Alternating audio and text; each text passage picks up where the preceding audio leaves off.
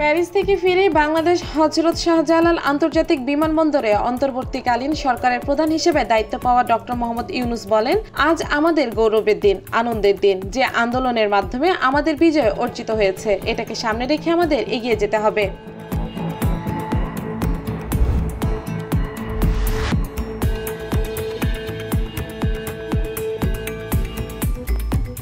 সারা বাংলাদেশব্যাপী অরাজকতা, অগ্নিসংযোগ ও ধ্বংসাত্মক কার্যক্রম বন্ধে কঠোর ব্যবস্থা গ্রহণের সিদ্ধান্ত নেওয়া হয়। আন্তঃবাহিনী জনসংযোগ পরিদপ্তরের পাঠানো এক বার্তায় এ তথ্য জানানো হয়।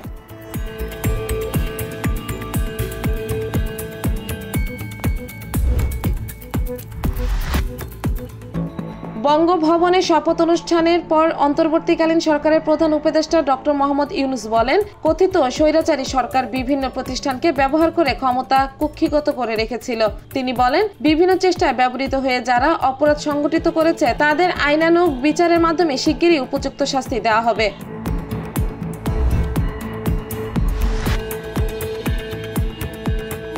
নবগঠিত এই অন্তর্বর্তী সরকারের উপদেষ্টা হিসেবে শপথ নিয়েছেন বৈষম্য বিরোধী ছাত্র আন্দোলনের অন্যতম সমন্বয়ক নাহিদ ইসলাম। শপথ নেওয়ার পর গণমাধ্যমকে দেয়া সাক্ষাৎকারে নাহিদ ইসলাম বলেন, নতুন বাংলাদেশ তৈরি করাই আমাদের লক্ষ্য। নাহিদ বলেন, রাজনৈতিক দলগুলোর সঙ্গেও আমাদের আলোচনা হবে।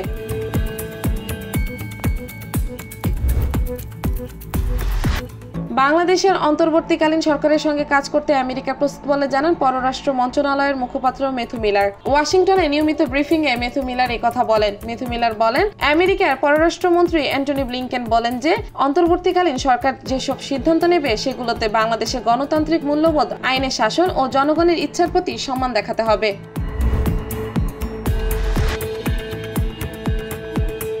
আমেরিকার প্রেসিডেন্ট নির্বাচনকে সামনে রেখে জোর প্রচারণা চালাচ্ছেন ডেমোক্র্যাট দলের প্রেসিডেন্ট প্রার্থী কামালা হ্যারিস এবং তার রানিং মেট টিম ওয়ালজ। তারা উইসকনসিন এবং মিশিগান স্টেটে তাদের নির্বাচনী প্রচারণা সমাবেশ করেন। প্রচারণী সমাবেশগুলোতে 10,000-এর বেশি সমর্থক উপস্থিত ছিলেন।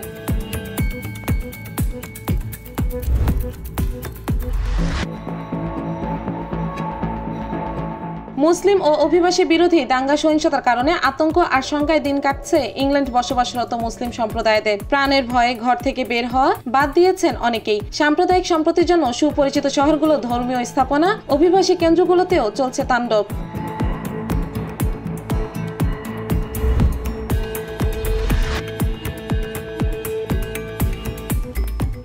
100 বছর আগে পুরুষদের 400 মিটার দৌড়ে সোনা জিতেছিল ইংল্যান্ড। প্যারিস অলিম্পিকে সেই অপেক্ষার অবসান হতেই চলেছিল, কিন্তু নাটকীয় দৌড়ে রৌপ্য পদকে সন্তুষ্ট থাকতে হয়েছে তাদের। আমেরিকার কুইন্সি হলের গলায় উঠেছে সোনার পদক।